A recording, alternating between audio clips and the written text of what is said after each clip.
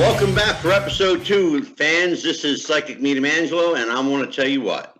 It's been a banner week in wrestling, and as always, I have my co-host, the man all things wrestling and sports entertainment, Jeff the Ref Robinson. Jeff, how you doing, brother? Hey, I am doing wonderful. It is great to be here on our second week, and what an amazing week that we just came off of as far as being a professional wrestling fan. And well, I was just going to tell you, Ref, you must be like a pig in shit. I'll tell you, I went back to my first show with my home promotion here, Vanguard Championship Wrestling. Let me give them a quick plug, vcw-wrestling.com. They are my home promotion. And I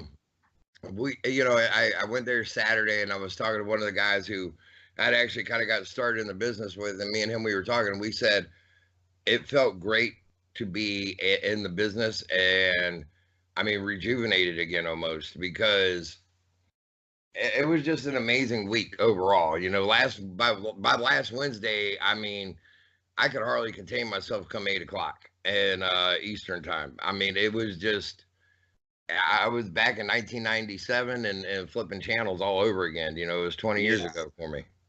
Well, when last we spoke, we were talking about, actually, we were just segueing into the start of AEW, because we recorded on Tuesday evening. Yep. And on Wednesday evening, AEW debuted on national television. They premiered. No, so let's I'll tell you what, why don't we start from the beginning, and let's start with last Wednesday, and fill me in what happened this week in the world of pro wrestling. Well, I mean, first of all, we had the premiere of Raw, Monday Night Raw, which you actually saw Jerry Lawler making his return back to Monday Night Raw, which was significant. He hadn't been seen in probably 3 years, 2 to 3 years with Michael Cole even. So to see him back behind the mic, that was really good. You added in 2 new faces. One of them had been with 205 Live. And, you know, they got a brand new stage, and with the LED lights and the fire, the pyro, the whole kit and caboodle. And you open up the program with Brock Lesnar destroying Ray Jr. and his son. I mean, right. You talk about a welcome to the business kid. That kid got one. And in a huge, huge way. So that was Monday night. And then we segue over into Tuesday. AEW did have a little bit of a well, now hold on there, young man, hold on there. because I have a question for you. Yeah, go ahead, shoot. You seem to be omitting one little aspect of Monday night that did not go unnoticed by me. Was that? And that is the appearance of Cain Velasquez. That wasn't on Monday. That was on Friday night. Oh, that was Friday. Okay. Yeah, I stand corrected. All right, I'll shut up now. I will say, though, there's another significance of Monday night was Miz TV brought out Hogan, brought out Flair. I am probably the biggest Flair fan that there is out there. I mean, or one of, I consider myself. Right. But to watch that man, I don't know if he was going off the rails, if he had a couple of drink in the back. I mean, he looked like he was ready to. I mean, he looked like he was about ready to challenge Flair right there or Hogan on the spot, and it was just to set up for the two of them to have a 5-on-5 with them basically captaining the match over in Saudi Arabia. But I mean, Flair is all but like getting right. I mean, right into gimmick, right into character, and it was like, okay, you're 70, Rick. There comes a time where you just got to calm it down, buddy. We get it. Yeah. But, Tuesday, I'll say AEW did their credit. They had a kind of an introduction to what they were with Tony Schiavone. And then Wednesday night opened up 8 p.m. was the start of something brand new, and it was called AEW. Which now, is always wrestling. For those people that might be new, explain to everybody what AEW is. What does those acronyms stand for, and who's behind it? Okay, AEW it stands for All Elite Wrestling, and Tony Khan, who is the son, I do not know the guy's name, but he is the son of the owner of the Jacksonville Jaguars. His name is Shahid Khan. Okay, thank you very much. And needless to say, they are worth billions of dollars. They have the money in the bank account to challenge Vince McMahon on a big, big level. Yeah. Tony Khan grew up a wrestling fan during the Attitude Era, during the ECW era. I mean, as you know, I heard Conrad Thompson was making a comparison, and he said Tony Khan for his, you know, graduate, or he had done something that his dad was giving him, you know, credit for, and he said, "What do you know, you can have anything. What do you want to go do?" And his son said, "I want to go to the ECW arena and to go watch a wrestling show." He actually went to the ECW November to December. Yep. At the Lulu Temple outside of Philadelphia. Yes, yes. And he grew up a fan of ECW and a fan of the Attitude Era and a fan of the Nitro, the War. And he is young. He's in his, if I'm not mistaken, only in his 30s. And he's 35. 30, okay. I mean, he is just, as they would say, he's full of piss and vinegar and ready to go take the world by the balls. It looks like he's done a pretty damn good job. Well, I mean, you know, how this even kind of got started was somebody. Can I, Jeff? Let me stop you. You know what I heard? What's that? I heard this all got started, believe it or not, from a fan. It did. That's what I was getting ready to get. Is that story true? So the story goes, and it can. Yes, okay, tell the story. Okay, Tony Khan had the vision of having a wrestling promotion even 3 or 4 years ago. He just didn't know who was going to be the players. He just wanted to start one. Okay. Keep that in mind. That's kind of like laying the background of who wanted to put the money behind it all. Okay. A fan tweeted out to Dave Meltzer, did he think that ROH with Cody and the Young Bucks and the various ones, could they ever sell out a 10,000 seat arena? That's the story I heard. And Dave Meltzer came back with, at this time, no. Cody, being the son of Dusty Rhodes, said, challenge accepted. Exactly. He took it as a personal challenge. He did. For no other reason than he said, let me see if me and my friends can put together a wrestling event for the wrestling fans and have matches that they want to see, have it be an independent show. And sell out a 10,000 seat building. See if they could sell out a 10,000 seat arena. Yeah. They weren't even known as AEW yet. They weren't even all elite. They were just, it was Cody, the Young Bucks, Kenny Omega, with the blessing of Chris Jericho being a part of it as well. Yes. And they said, let's get together with, you know, who's the hottest on the indies right now, who's the hottest, you know, international that we can get. Right. Let's design a pay-per-view and let's see what happens. Okay. They announce it that, hey, this is where we're going to be. We're going to be in Chicago.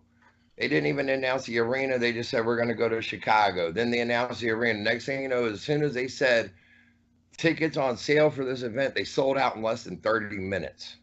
I heard that. Now let's talk about from the time the tickets go on sale to the time of the event. How much time did they allot for themselves? I want to say 2 or 3 months. Okay. Cody legit said he did not think that they would sell out as quick. He said he thought they would sell out, but not as quick as they did. I've actually heard him say that. And he said he figured it would come more with the announcement of the matches that they would have coming up, and then people going, oh, okay, I want to see that, therefore, you know, go and buy a ticket, right. Whatever. Now, the interesting thing, and Jeff, I want your insight into this, because like I introduced you, you are the guru of all things wrestling and sports entertainment. So here's my question to you. A 10,000 seat building, that's a lot of seats to fill. It is. That's a lot of tickets to sell. It is. Now, because of the financials attached to that, nobody just volunteers the building. You have to pay for the building. Oh, yeah. No. So here's my question then. Knowing that basically for all intents and purposes, and please correct me if you think I'm wrong, but the only name that I heard about being on the show may have been Chris Jericho, who did show up, but unannounced and under a hood. Yeah. Or as it's in the wrestling business, under a hood, which means he was wearing a mask. Yep.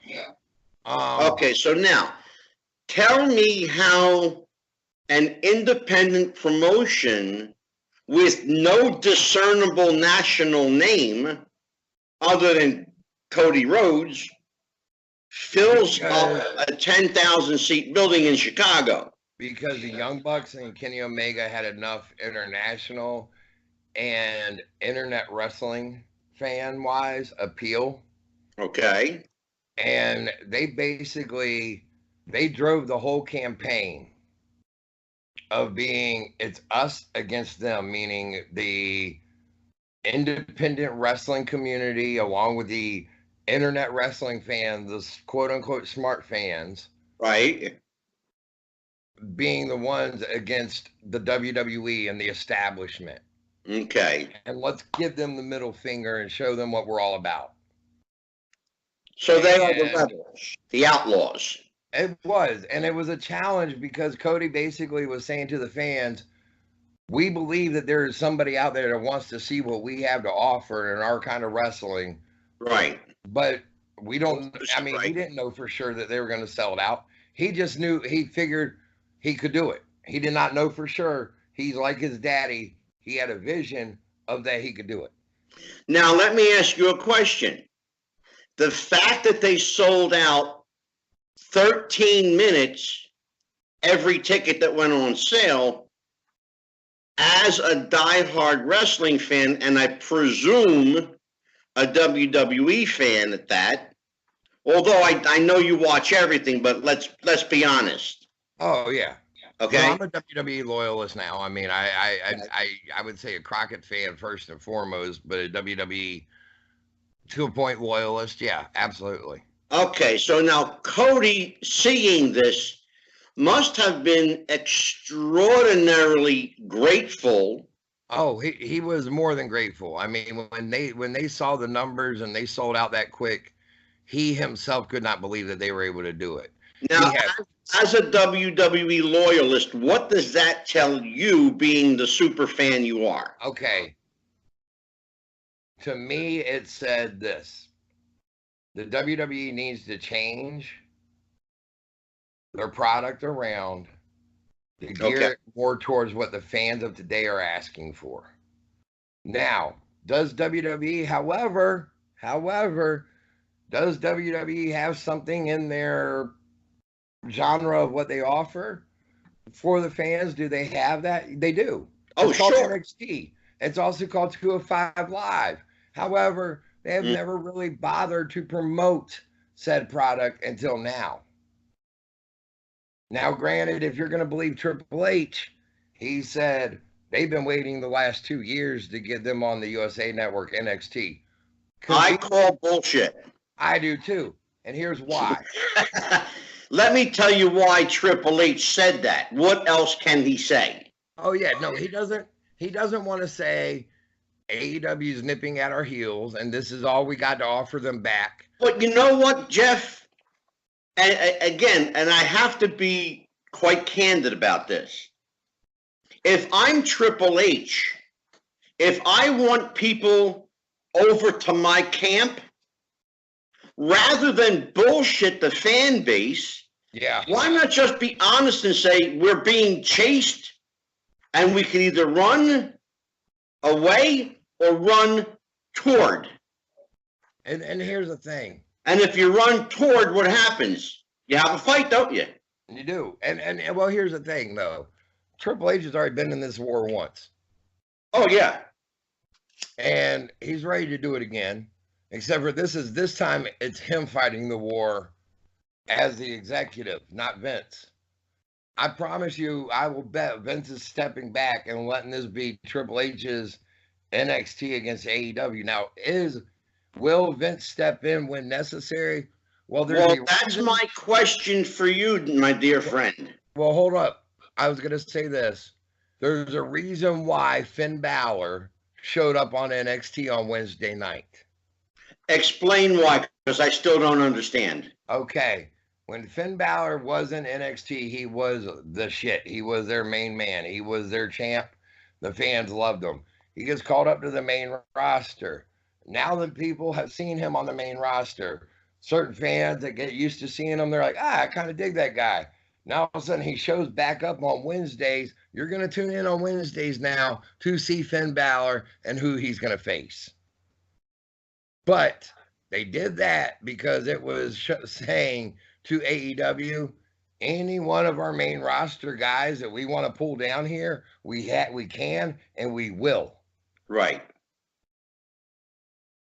You know, so you guys can go suck a big one, because if we want to bring John Cena in, we damn sure will.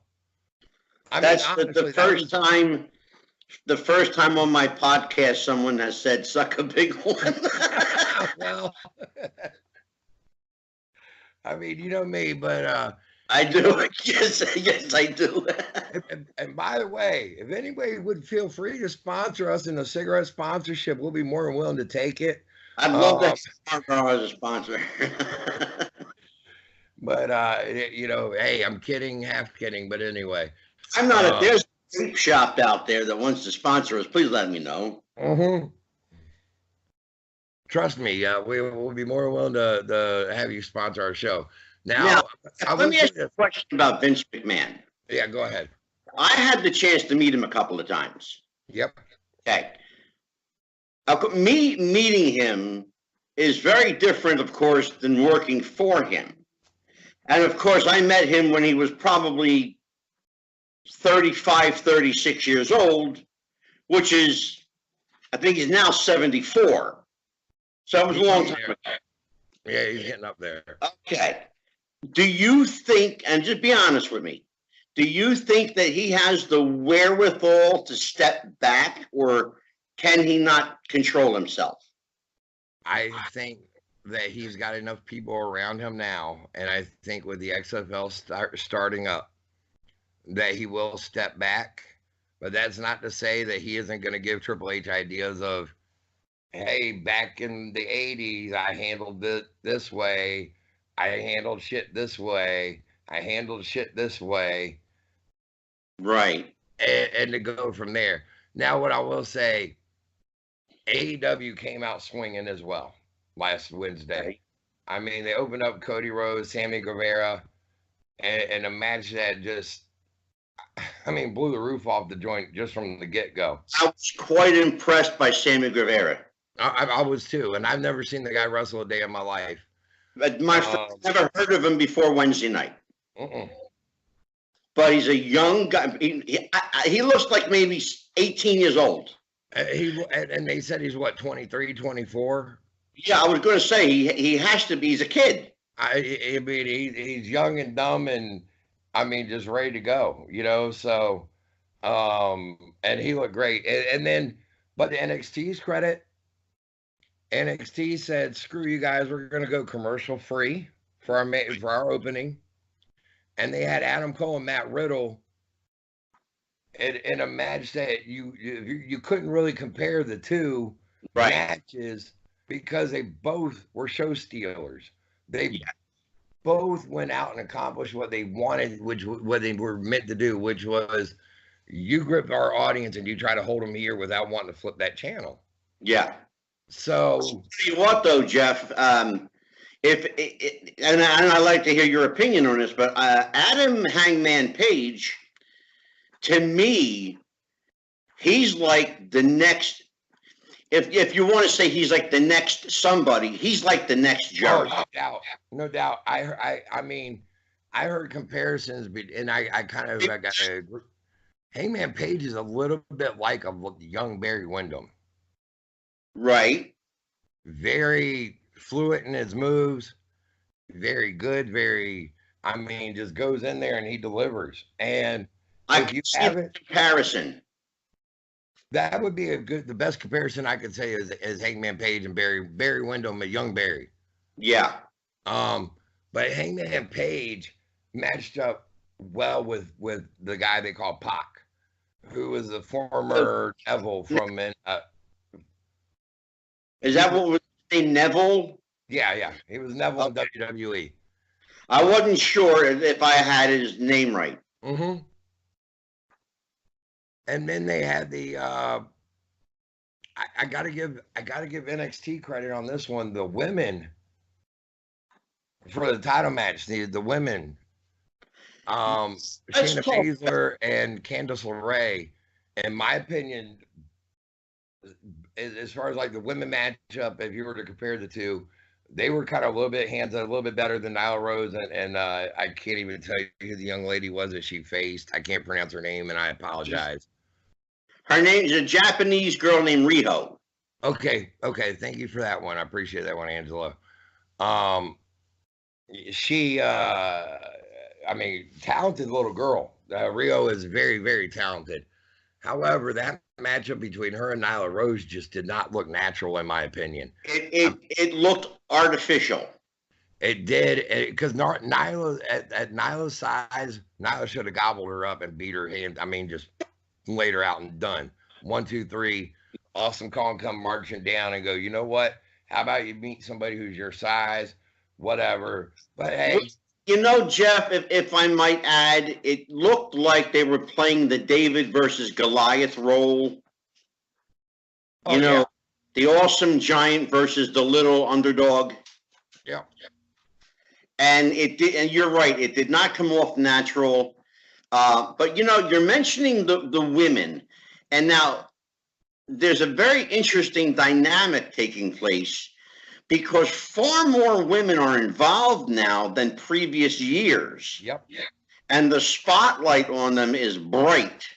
Huge. Let's talk a little bit about, tie into the women of NXT, and then if you want to, and I'll sit back and listen to your analysis, tie into the comparison into the women of AEW, and for that matter, the women on the main roster in WWE.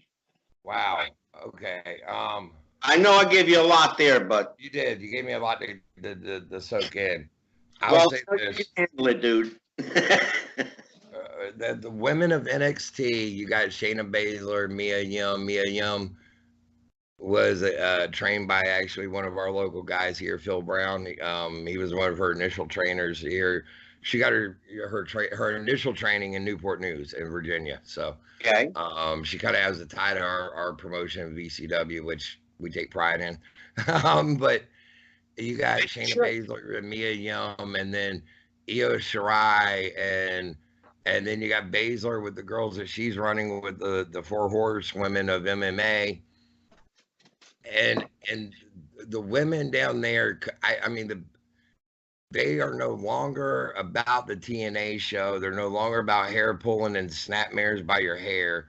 They're out there delivering moves that the men do, if not even sometimes better.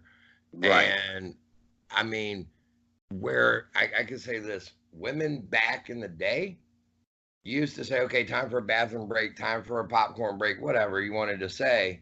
Right. Now people are tuning in to watch them. That's exactly where I was leading. I was hoping you go there, and you did. And they're not leaving their seats now. No, they're not. And I can say this, compared to AEW, you can't, the women over there are just as talented because some of them have actually competed in the WWE when they had what they call the Mae Young Classic. And right. It's just another area for these women to perform. I will say this. I'm not going to get into one way or the other, and I don't, because this is not for me and you to tackle. Nyla Rose being the first transgender female to compete in wrestling. Right. Hey, God bless AEW for being willing to open that door and take that chance and willing to take that chance. Right. Because that's taking a huge chance. You could have had backlash from that could have been ugly. And in fairness, though, and you're absolutely right. It's a huge chance to take. But in comparison, WWE has had openly gay men wrestle for decades. They have, and what I was gonna say though, to AEW's credit, they did not come right out and say, "Oh, we're the first to have a transgender." They didn't make a big deal out of it. Well, what they did was, and I think it was a brilliant move, was they let Nyla herself handle it. Yes. Yep. And that was to their credit. Yeah, absolutely. So, I mean, honestly, I mean, to compare NXT and the AEW roster women is not even really a fair comparison right now because AEW is just getting out of the starting block. Right. However, they do, I will say this, the women I have seen compete, I mean, they're right there on the same level. I mean, now, I'm not taking away from Nyla because Nyla is very talented, but Nyla is also very green compared to a lot of what you see wrestling these days. Some of these girls have legit been going 10 to 15 years that are finally getting noticed. Right. And, you know, they deserve it. They deserve every moment. Now, you asked me to compare to the main roster. In my personal opinion, this isn't because I'm, her dad's my favorite wrestler, but Charlotte Flair is hands down the most athletic female that they have. No question. Seen. I mean, she does things in there that a lot of women her size should not be doing. I mean, when you're doing moonsaults from the top, you're crazy, and yeah, she can go out there and deliver a promo. She's got the looks, she's got the look, and Charlotte is handling her business. Sasha Banks is finally starting. They're letting Sasha be Sasha, who Sasha was down at NXT. They're letting her be that girl again.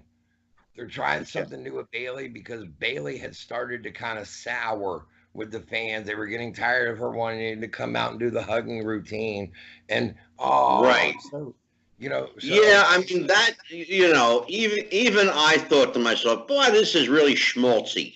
Yeah, I mean, it's very juvenile.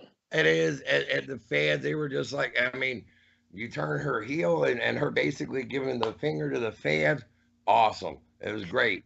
And she got a huge pop because of it. Now, that goes to what me and you have already talked about earlier. Actually, I'll even say this. You heard it during Ray Jr. when Ray Jr.'s kid got snatched up. Crowd popped. I'm going to fast forward here to Friday night. Kofi Kingston matching up against Brock Lesnar. There wasn't even a match. I mean, he gobbled him up in 9 seconds. I heard it was like under 10 seconds, yeah. I mean, now I get it. They set up for Cain Velasquez to come down and be the big savior. And tell everybody who Cain Velasquez is. He's from the UFC, and he's actually one of the only men to defeat Brock Lesnar, a true defeat in the UFC. Right. And therefore, that's why Brock was able to, holy shit, he's a former UFC heavyweight champion. And here's the deal. People have come down and they've said, oh, Kofi got done dirty. Kofi got cheated. Kofi should have looked better. You cannot have Brock being your established beast and have him facing somebody who is all of maybe 215 pounds and putting on a stellar match. Granted, Brock could do it, but not when you're brand new out of the blocks and you're with a new station and everything. You're wanting him to look like a monster. And as I say, you want him to look like a true pro wrestler. The fact that WWE is on Fox is huge. That is mega huge. A lot of people don't know the significance of that. Well, and that's a very good point, and this is a great segue into it. Because it's the first time, I believe, in over 20 years since Saturday night's main event, which was on network television on NBC. But this is actually the first time they've said in almost 70 years that wrestling will be seen on a weekly basis on network TV. Since the 1950s, yes. Yeah. So here's my question. Saturday night's main event was filled in for Saturday Night Live. Every 4 months or so. That was big. This is huge. Okay, so Brock comes out and he squashes Kofi in under 10 seconds, and he's the monster. Right. Why then does the WWE risk having him look like a coward in front of Cain Velasquez? Because he openly, visibly cowered in front of the man. Because showed fear. Because he can be a beast on your roster. However, this new guy who actually the quote unquote real world of UFC, the real UFC would know. Right. Cain knocks him out. Cain holds a win over him. And therefore Brock should be showing, okay, if there's anybody who's going to get the job done on me, it could be this dude. Right. Okay. I may be able to maul poor little Kofi Kingston. I may have been able to, dissipate Ray Jr. and his son. However, this dude, he's made me tap. That's a very good observation. I'm glad that you made me see the other side of that coin.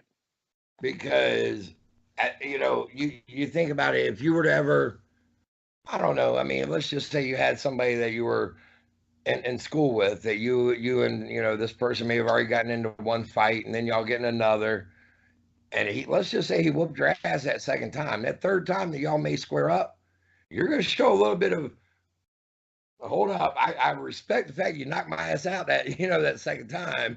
Yeah. So you got to at least show them that respect of a little bit of fear, because had Brock been like bouncing back and forth and going, come on, you want Brock to get back his heel heat. So you punk him down a little bit. You make him look like he's scared. Okay. But see, that's why you're here. Well, no, it's the truth, because I didn't see that side of it. I try to see the smaller side of a few things that and brighten your eyes. Well, see, for people watching this, I'm a casual fan. Yep. I flip channels, I watch for a little bit, and then I turn away.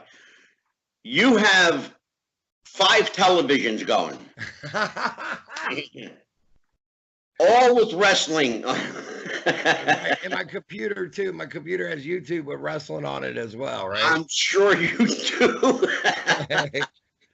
I'm sure you do. But that's the difference between the super fan and the casual fan. But now, tying into that. Yeah. And you and I have had this private conversation. Will the casual fan come back? I really believe, with All Elite being like it is, I think that they may be able to pull in that casual fan again. Hang on. Yeah. I think with WWE now being on Fox. Okay. And being seen on a nation, this is a nationwide. This is you don't get any bigger than being on public TV, basically. This ain't cable, Jack. This is everybody and their mama, if you got an antenna, even picking it up. Exactly. So I think with that, you're going to see a huge resurgence soon of the wrestling fan coming back, and even being the casual fan, because if I'm flipping through, and I got my little 8-year-old son, we'll just say, not that I have an 8-year-old, but we'll just say I got my, or my 8-year-old nephew, whatever, with me, and I'm flipping through on a Wednesday, and I Right. stop upon AEW, and I may stop because I hear Jim Ross's voice. I may stop because I hear Tony Schiavone's voice. Right. It's familiar. Okay, so now I stop and I go, what in the hell? These dudes are nuts. But damn, this ain't the wrestling I was used to watching. But Right. what? Holy cow, man, look at what they're doing. Right. And I may tune in. And then Right. I'm flipping through. WWE's got something new. What is this? Right.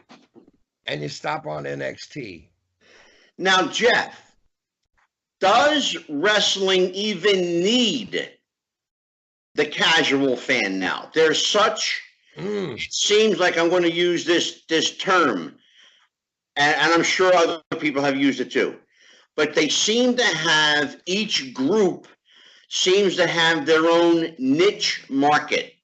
Do they need the casual fan? If they want to see their numbers back up to what they once were, they do. Let's talk about numbers, because you brought up a good point when you and I had a private conversation. 4.5 million people watched AEW's national debut on Turner Broadcasting. Yeah. Okay. 1.2 million watched SmackDown. Under 1 million watched NXT. Okay. Explain those numbers. What do they mean and why are they important? Well, AEWs are really important because that is what they came out of starting gate with. And now it'll be interesting to see where they are in week 2, 3, and 4. Because of course their first week out, you got people wanting to watch them just to see, is this going to be a train wreck? What's going to happen? Good point. That's a very good point. To me, they did everything they could to maintain that viewership over into next week, or they should have. Right. And I mean, as far as like the storylines and everything. So NXT, unfortunately, doesn't really have those gripping storylines as much as it is just matches. Right. You may want to tune into. Now, for AEW to come out swinging like they did and almost double in half, they got a 1.6 versus 800,000. That's almost 16 million viewers you're talking about, or 1.6, meaning they almost got over half of the viewership of what NXT. But people can go back and watch NXT on the network if they have it, if they buy it. Most of fans a lot of fans are gonna have bought it or will buy it so they can go back and watch it. So, Jeff, that's a question, and I don't think I've ever asked you this question. And it's an interesting question. I just thought of it. Will the network hurt the television?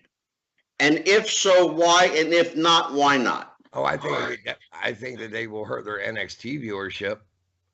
Okay, let's go through that. Walk me through that. Okay, because see, NXT, me as a viewer, if I know you tape that weekly, and I know that after Wednesday night on Thursday or Friday, I can turn around and watch it, I'm going to watch AEW live, and then I'm going to go back and I'm going to watch that on Thursday or Friday. Okay. And therefore, if you're looking for, which at this point in time, you are going to be looking for people wanting to buy commercials and commercial sponsorships.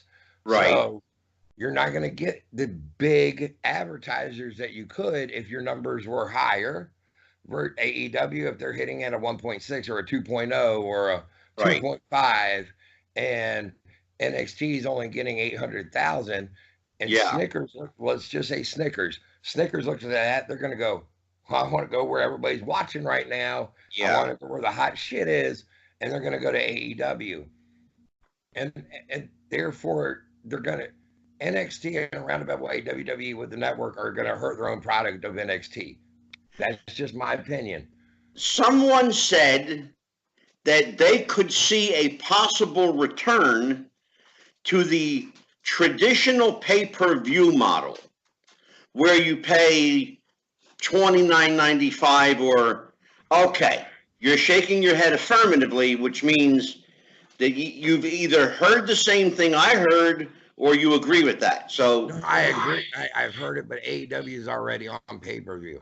okay, there we go. You have other promotions. You got little promotions of MLW, which is one that's on YouTube right now. You got Right. NWA, which just premiered tonight on YouTube again.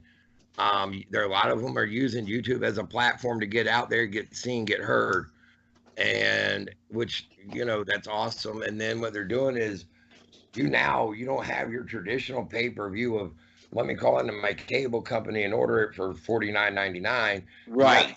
They got streaming pay-per-view networks like the Fight Network and the different ones where they go, you know what, are you willing to put me up there for $9.99? Right. And then they go, sure. So they throw it seems like the app platform. Yes. It seems to be the way, like, the Fight app. Yes. And the Conan and Lucha Libre, AAA has an app platform. New Japan does. Yes. Yes. Is that the new pay-per-view, the app platform? That is your new pay-per-view platform are the apps. Okay. Whereas again, AEW, they are using some of the apps, but they're also going traditional pay-per-view on your TV for $50. Right. You can watch their pay-per-view. I mean, Tony Khan is smart in that aspect because he's gathering up every dollar out there possible. Yes. And I'll say this.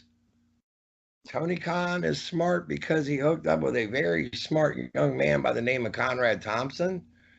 Yes. They are not business partners per se. But he's a very wealthy man. Yeah, Conrad is. So is Tony. But it's, let's face it, Conrad has the hottest podcast out there right now. I mean, he has all the podcasts. He does. I mean, as they call him, the Podfather for a reason, because he just, anyway, Conrad's Conrad, and maybe by Starcast 10 we'll be there for that one or something, doing our own little podcast as part of the event. But from your mouth to God's ears. There you go. But anyway, one thing I would like to hit upon is, and me and you talked about it earlier, fans of today. Yes. I don't think fans of today, and I don't mean this in a bad way towards them, but I don't think that they know how to be a fan anymore. They don't know how to sit back and yay and boo. Right. And here's why. This is why we were talking about it. Me and you were talking about Sunday's Hell in a Cell pay-per-view, which you yourself admitted you did not see. Right.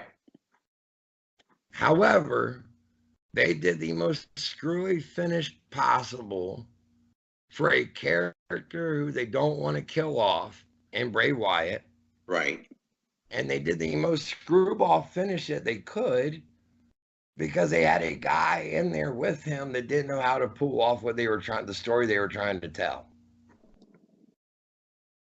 And I still can't wrap my head around it. You spend 3 months, 4 months building this Fiend character. Yep. Through Bray Wyatt. Yep. And then you get him ready for possibly his biggest pay-per-view to date, and it's a clusterfuck. I mean, they were trying to get him over as being.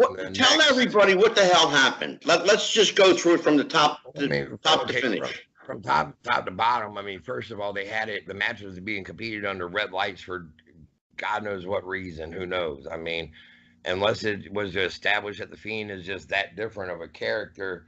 And Right. granted, because of how the lighting was, he was able to pop up in front of the camera at various times with that mask and really kind of get over as being this scary looking evil presence of a man. And if you pay attention to the character of Bray Wyatt, the Fiend, it's supposed to be somebody who is kind of tormented by this Fiend guy who he transforms into without even realizing it. It's almost like it's a split personality for him. Okay. Okay, so he's in the ring, he's facing Seth, and Seth is hitting him with everything possible. He hit him with 4 or 5 of his finisher, the curb stomps. He was hitting him with super kicks, and nothing is able to put him away. He goes for the pin, 1 count kick out, 1 count kick out, 1 count kick out. And there's nothing wrong with that because you're establishing Bray as being able, almost supernatural, able to take any and everything that's thrown at him, which is okay. We need another guy like that. We need another Undertaker. We need another Kane because we don't have those anymore. Okay. So there's nothing wrong with having him be that guy. Okay. Problem was, and what they were trying to do was make it look like Seth was slowly losing his mind and snapping because he couldn't put Bray away. So he starts throwing chairs at him and hits him with multiple chair shots to the head, which the WWE has gotten away from. Granted, these were very protected because he was down on the mat. He was able to hit the mat to get the sound and not really hit Bray right on the noggin, but it looked damn good. And unless you know what you're looking for, it looked as real could be. Okay. Multiple chair shots. Then he buries him under chairs, and he buries him under a ladder, and he goes out and he grabs a sledgehammer. Now, fans who have been watching forever, they know the sledgehammer is Triple H's trademark. That's neither here nor there. But Triple H has never had a match stopped in the Hell in a Cell because he used it. Right. But the referee in the meantime's over there at the Fiend, and he's going, "Hey, I need you to move. Show me some kind of movement. Show me something that you're alive and you're able to compete." And he's not moving. And he tells Seth, "Don't do it. Don't you hit him. Do not do this. Don't do it." Seth hits him with the sledgehammer. All of a sudden, the match is called. Okay. That left the fans, me even as a viewer at home, going, "Why a DQ?" That's what you assume was a finish, was a DQ. And you're going, Hell in a Cell doesn't end in a DQ. Never has. That's my question to you. Since when is that a valid finish for a Hell in a Cell? I thought it was a fight to the finish. It's supposed to be. That's where most fans right now are so upset, is because they're going, Hell in a Cell is supposed to be until basically one man dies or whatever happens. You don't end a match for no reason. Now, let me ask you a question. Did WWE, now this is Sunday night, did WWE address this on Monday Raw? They did not. So they completely swept it. They addressed the fact that that the Fiend had left Seth Rollins laid out at the end of the show, but they didn't address anything else. And I mean, here's what I was going to say. It says a lot when you have a group of fans, and I'm not just talking your Smart Mark fans. I'm talking a group of fans chanting refund, refund, refund. While the cameras are still on. It's the ones that were chanting AEW. As somebody said to me, that's nothing more than a 5-year-old having a tantrum, not getting what they want. Yeah, okay. I want to see Bray Wyatt get strapped with the belt. I get it. I myself did too. I love Bray Wyatt. I love the character. I think everything he does is phenomenal. Okay. But part of their problem was, again, Seth Rollins did not get across that he was going crazy, that Bray had gotten into his head that much. He was basically willing to try to kill the man to end him. Right. Had he done that, I think a whole different story would have been told. Right. But you had fans that were chanting refund. You had other ones chanting AEW. You had other ones saying restart the match. At which point I myself thought, okay, they may actually call an audible and restart this damn thing because of, I mean, they went off the air, and I have not heard them go off the air like this except for when Roman had won the Royal Rumble that everybody thought Daniel Bryan should have won a couple of years ago. Right. And I mean, they went off the air with the fans booing them out of the arena pretty much. Wow. That is I mean, that right there should have said, okay, go back to the drawing board. We did something wrong. And I hope that they can regroup from it. I hope. Yeah. I mean, I don't think that it hurt the Fiend's character. If anything, it hurt Seth Rollins. I think now more and more fans are not going to. He was starting to lose momentum, and now I think they're really going to shit on him. I really do. I can see the fans really turning on him because of this. Well, and it's interesting because I'm seeing now something in WWE that I haven't seen in a long time, which is a return to characters. Now, The Fiend is the first character we've seen since Finn Balor's demon character. Yep. Other than that, the wrestlers are pretty well straight up wrestlers. There's not much character to them. No, but they're trying to get more and more established. Well, if you want those people that you had before to come back, wouldn't it make sense to give them something that's familiar? Give them more characters. I mean, there's a reason why The Rock and Austin got the biggest pops of the whole week. They're characters. There you go. I mean, and the fans know who they are. They're invested in them as a character. But there's a reason why Hogan and Flair pop like they did, not just because they're legends. Well, yeah, but let's be honest, Jeff. You know, Hulk Hogan is 66 years old. Ric Flair 71. Yeah. The Rock is 50. Steve Austin is 55. Now, I will say, hold up. A little bit of news that did come out. Okay. Edge, they have cleared and ready for a comeback. And I'm going to shit on it. No, I'm all for it. I'm not, and I'm going to tell you why. Okay. Because they're relying on old school to pull them out of the hole they dug. All they had to do was keep up with the times. That they did, but see, here's part of their problem too, that they have always been able to do in the past that they were not able to do this time. Okay. And they were only able to do it with one guy this time. Is in the past, you've always been able to have certain guys pass the torch. Okay. Say, here is the next heir apparent, or at least on their way out, the fans could tell who the next in line was going to be. Okay. In the mid-90s, when Hogan left, there wasn't quite anybody established. However, you did have some new guys that were on the come up by the name of The Rock, by the name of Triple H, by the name of Austin, by the name of Mankind, that were all chomping at the bit, ready to take over. Okay, I'll give you that. That being said, they all went down with injury other than Triple H. None of them were able to truly pass that ball to the next guy. But in fairness, though, Triple H got a pass. It's pretty clear why he got a pass. Well, no, I agree. But he still never has had that one match to where he put somebody over so strong to where they're like, okay, this is the next guy. Right. Okay. So you're bringing Edge went down with injury. Edge had to retire when he didn't even want to. So you bring Austin. Well, he kind of broken neck. Well, I understand. I'm not taking away why they had to go out. Yeah. Yeah. But Austin, they've even cleared to come back for a couple matches. So what you do is you program these guys, and I get what you were saying, but you program these older guys that the fans want to see again. Okay. The ones that they are used to seeing. And you put them in the right matches with the right guy. And you have them lay down to whoever it is to kind of really establish them as being that next star. Do you think that the egos involved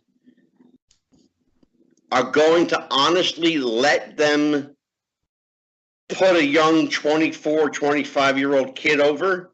I do, because I think that a lot of the egos involved know they have a respect for this business that they're going to continue to respect, and they're going to respect that has always been the way, is that you lay down on your way out kind of thing. I'll tell you what, I'm gonna do something I rarely do. I'm going to retract my statement. Okay. Okay? I'm going to unshit on Edge. I'm going to take my shit back. All right. I say Edge can come back if it's for a limited run. That's all I'm talking. And if he puts a kid over and gets out again. And the same with Austin. What's wrong with Edge? Let's just say that he's got it in him for a 2 or 3 year run.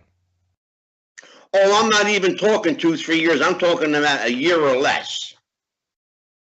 I mean, I agree. Austin's going to be a year or less. We already know that. Well, yeah. I mean, the guy's in his mid-50s. Mm-hmm. Or close to his 53, 54 at least. If you have Austin, I don't care if it's Roman. I don't care if it's Seth. I don't care who he faces. If you have Austin on his way out, toasting the guy, beer clinking, and him bowing out of the ring and kind of leaving that guy in there. Right. If the fans still shit on that person, then fuck the fans. Because that's Austin saying, hey, he's got it.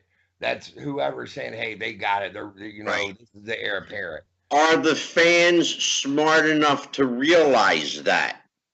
Fans these days don't want to be told what they should do because they don't like feeling like they're being told or manipulated.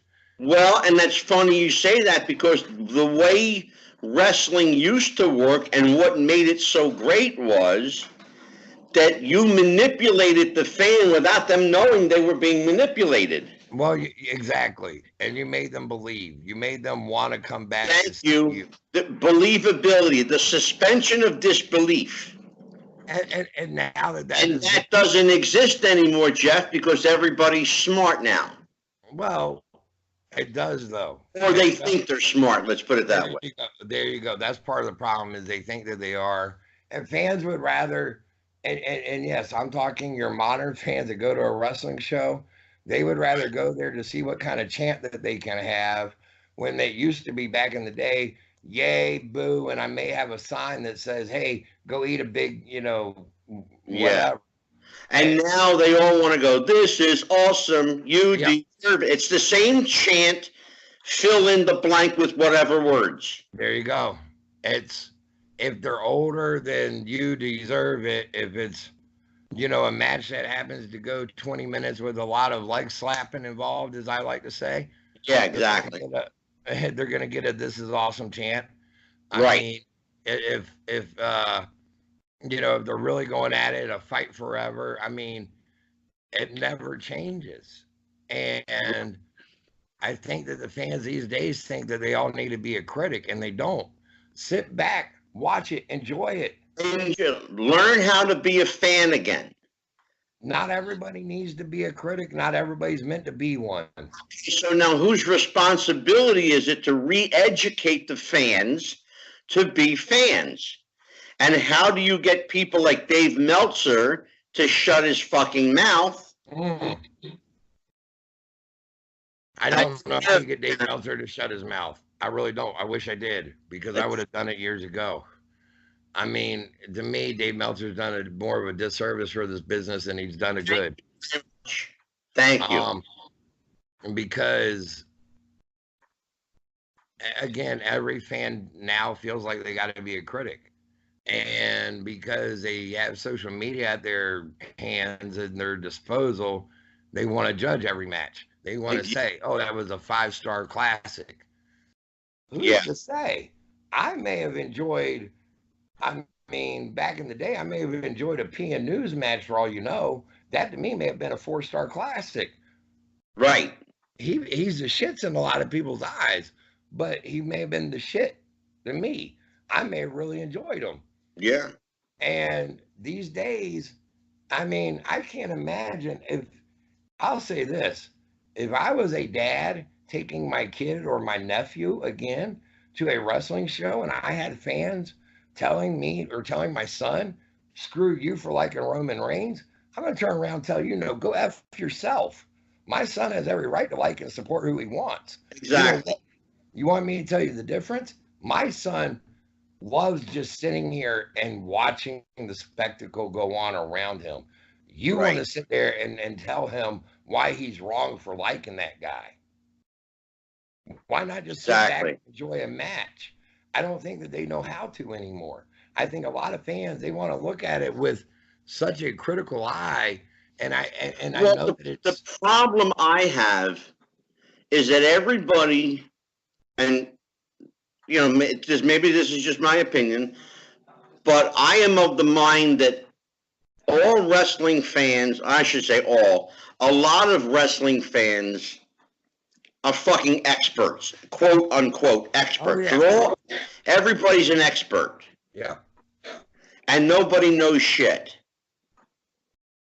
And the people who know are keeping their mouths shut because they just don't want to argue with anybody. Because it does you no good when you're actually in the know and you know what you're looking at, and you know, and you can appreciate a match for being a classic, and you can sit back and go, you know what, these two really just went at it, balls to the wall, and really delivered.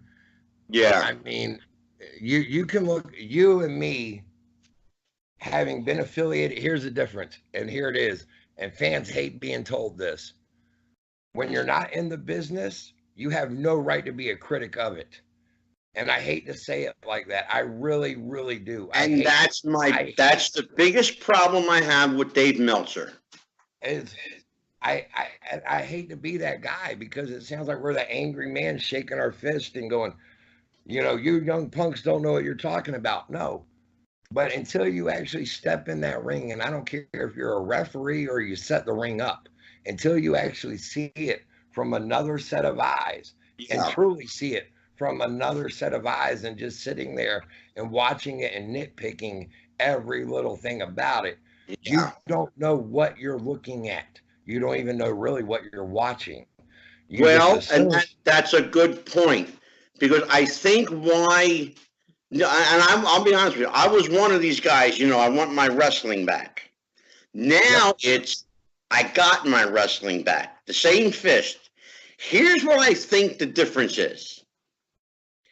AEW came out of the jump controlling everything from start to finish. Yep. Okay? They trained their fans how to respond before they ever hit television. Very true. So now, you can't do that with WWE. You can't put the toothpaste back in the tube. No matter how bad you want to. AEW has the advantage because they're brand new. And they can teach their fans the kind of fan we expect. That's what I'm getting at right there. Yeah. That's what I'm getting at.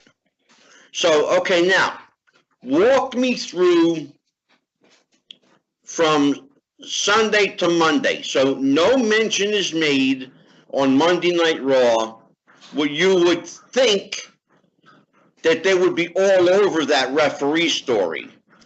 Yeah. And they blew an opportunity to have the referee explain why he did what he did. They blew an opportunity, period, to explain why the match went down the way that it did. Right.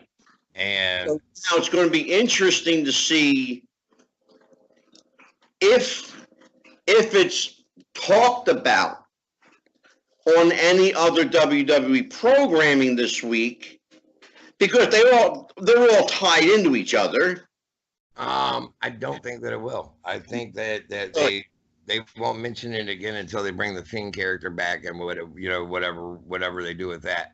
Okay. I think right now their main focus is Braun Strowman and Tyson Fury, the boxer Tyson Fury. Yeah, I know who he is. Who hopped the railing basically and challenged Braun to a match. And those two went off on Monday Night Raw in a pull apart. And then I think over on SmackDown, your story that you're going to be getting told right now is the Kane, Vasquez, and Brock Lesnar. That being your main storyline. Okay. And then I mean, let's not forget, History was made Sunday night at the pay-per-view. Also, Charlotte Flair became a 10-time women's world champion. And I know that seems like a lot for her in her young career, but it says a lot of what they have as far as faith in her. Yeah, and it does, and I also have a problem with that. I have a problem with John Cena being the 16-time champion. I have a problem with Ric Flair being the 21-time champion or whatever he is. Here's my problem. A heavyweight title is not something you pass back and forth like it's a prop, like it's a toy. It's, in other words, it should have. Sanctity of the title should. I'll give you a perfect example, and you'll understand this because you know the history. Bruno Sammartino. 7.5 years. Okay, held the title from 1963. Okay. Yep. Till 1984. 4 different times, only 4. Now, that makes him a 4-time champion, okay? I would actually say they only give him credit for 2. Thank you, as they should have, because his reign was split into 2 eras, the 60s and the 70s. Right. He held it for a brief time in the early 80s for a cup of coffee, and then they gave it, I forgot who took it after that, but maybe Bob Backlund. Maybe Bob Backlund. Well, I was going to say Bob Backlund. Or Superstar Graham. Superstar Graham was in 1979 till 1980. Okay, I thought it was 80, but yeah, close enough. Yeah. I think the difference is, though, these days, the fans would not know what to do if a champion held that belt longer than a year. Why? I don't know. I mean, other than them just being a microwave society. You see, that's the problem, Jeff. It would add credibility to keep the belt on one man for a longer time, or one woman for a longer time, than switching it off every week. And the other problem I have is they have too many damn titles. They got the Tuesday night champion. Yeah. The Wednesday afternoon champion. The 5 o'clock, from 5 o'clock to 6 o'clock champion. The 24-hour-a-day champion. What the fuck is all this shit?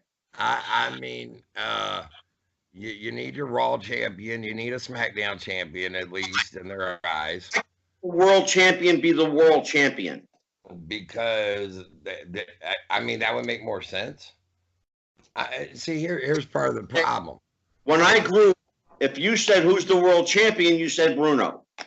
Oh yeah, and when I grew up, you said who's the world champion. You either said Hogan or Ric Flair. I mean, it was Hogan had it 4.5 years.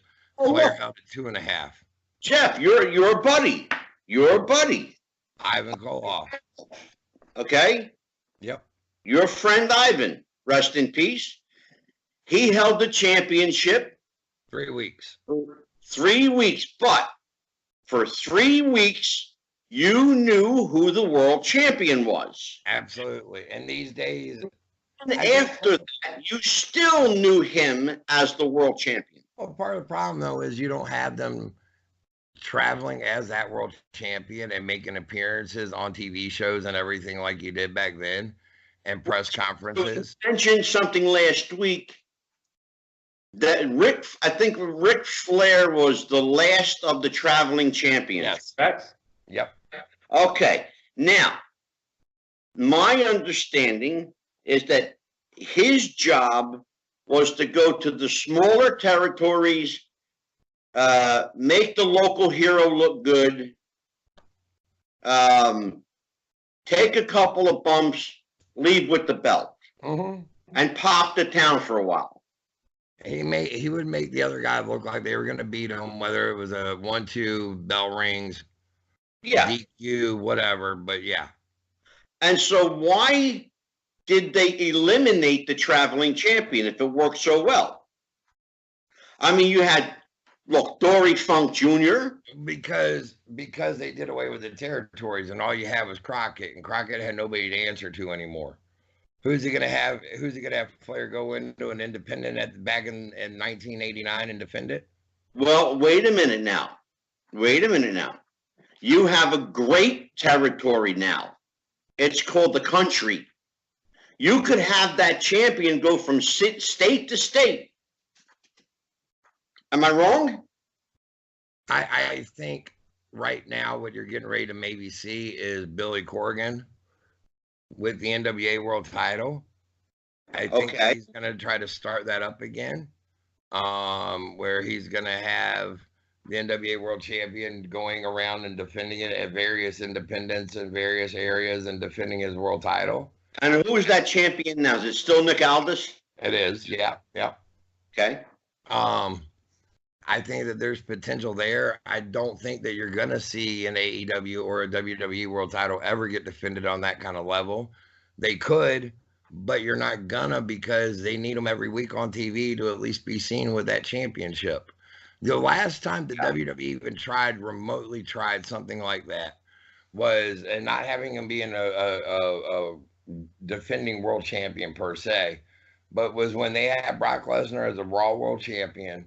And he was just going in there and just mauling whoever he faced within, 5 to 10 minutes, whatever it was. And then, okay, let me ask you a question. Here's something. This is something I want you to think about because it's important. And it was important to you growing up, and it was important to me growing up.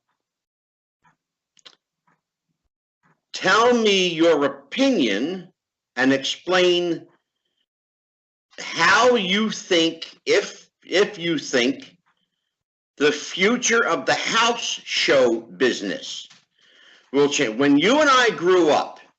When you and I grew up, everything was driven by house shows. Thank you very much. You went to the local arena.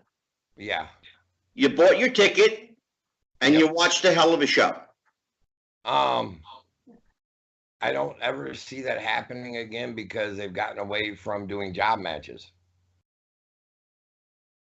They've gotten away from you tuning in and learning who somebody is and however they are or who they are, because they go in and they squash somebody in 2 or 3 minutes. Okay. And that establishes the character. And therefore you may go, we'll use Cody and Chris Jericho because they're getting ready to face at the pay-per-view. But you may say, man, that Cody Rhodes, that kid, man, he's on the come up. And you would have him and Jericho do some kind of scuffle to set up their, their big title match, and around the house shows, what I mean? But you no longer have your guys being established by job matches, and therefore when you put on your house shows, you're putting on those matches that fans want to see, because now you're giving away those same house show matches. You're giving away on free TV. So why do I need to go to my local house show? Unless it is because I'm a diehard fan. Right. Why am I going to go and spend $50, $100, or $200, whatever it is, to go to a local house show when I don't really need to, when the title ain't going to change hands unless it's on TV or probably a pay-per-view? But think about this now. Think about something. AEW premiered on TNT. They had almost 15,000 people, 14,700. Yep. In an arena. Yeah. Okay, that's a house show with television. Yeah. Okay. The WWE premiered on Fox in a 15,000 seat arena. Yep. Okay, that's a house show with television. These days, though, people don't show up unless they know it's going to be TV and lights, camera, action, glamour, and all that.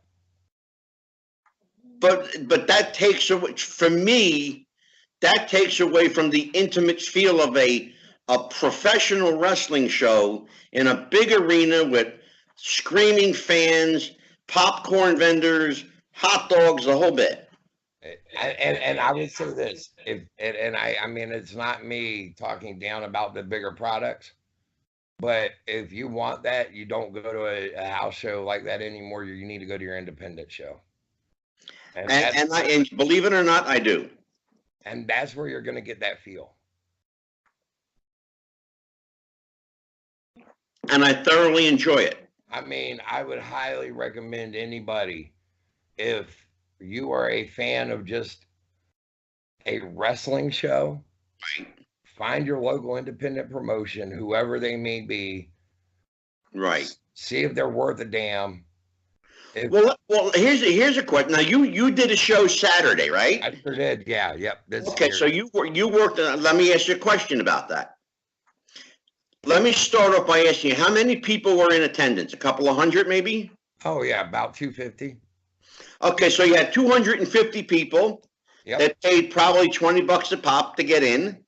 Yeah, 20 to 25. Yeah. Okay, so that's several $1,000s. Oh, yeah. Yep. All right. You paid your boys. Oh, yeah. You paid your staff. Yep. Right? Yep. You paid yourself, I hope. Want my promotion, but yeah, I got paid. Okay, good. As long as they put some bread in your pocket. Yep. When you're at an indie show like that, and you're close to the action, and you're in a smaller venue, isn't there more of that old school feel? Oh, absolutely. Oh, that's what I'm getting at. Yeah. It's more intimate. It's more old school. It's more. I mean, I even me doing security, I'm more leery of those fans than I am of going to a regular WWE event, because our fans are more likely to be what you used to see, that old lady sitting there in that front row that has her hairpin ready to go stab somebody with it, because they take it that serious. And I'm not just talking VCW, I'm talking independent fans in general. I mean, you will have your diehards that they haven't been to wrestling or a wrestling show since the 1980s. Yeah. And now all of a sudden they're able to go to one and they're like, woo! And they're flashing back to the 1980s again or whatever. Well, I've noticed, though, that heel heat is still very much alive and well on the indies. There you go. And on the indies, there's still baby faces and heels. On the big show, on AEW and WWE, I don't know, maybe more so in AEW, it's easier to tell the difference. But in WWE, you would be very hard pressed to find a baby face. I will say this. Am I wrong? No, you're not. And here's the difference, though. Fans these days that go to an AEW or a WWE show, they just choose, if you're a bad guy for whatever reason, the heels tend to get the babyface pops. Okay. The faces tend to get booed for being a traditional baby face and, here, let me hug your babies and kiss your grandmoms and whatever. Right. Those no longer exist. It's better to be the cool guy heel and get that kind of pop. And the roles have reversed. I'll say this. I challenge this. I don't know that wrestlers that are on that level know how to be a heel or are willing. That's a very good point. I don't know. That's a very good point. Willing to be a heel. Baron Corbin is a traditional heel right now. Yes, and he plays it to the hilt. And he is willing to sit there and have you say up yours, and he'll turn around and say, yeah, well, I made more money today than your grandma or your dad's going to make in a week. I want you to think about what happened Friday night. I want you to think about what happened Friday night, and you'll understand where I'm going with this. The Rock came out to a thunderous ovation. 2.5 minutes they applauded and screamed and cheered. Okay? That's before he ever opened his mouth. Then Baron Corbin comes out. The Rock gives Becky Lynch the rub Oh yeah. But he also gives Baron Corbin the rub. Yep. People don't realize that. The fact that he acknowledged Baron Corbin gave him the rub. And when he put the smackdown on him, the proverbial laying the smackdown, Yep. he validated Baron Corbin as a true heel because The Rock can never go ever back to being a heel. He'll always be babyface. There you go.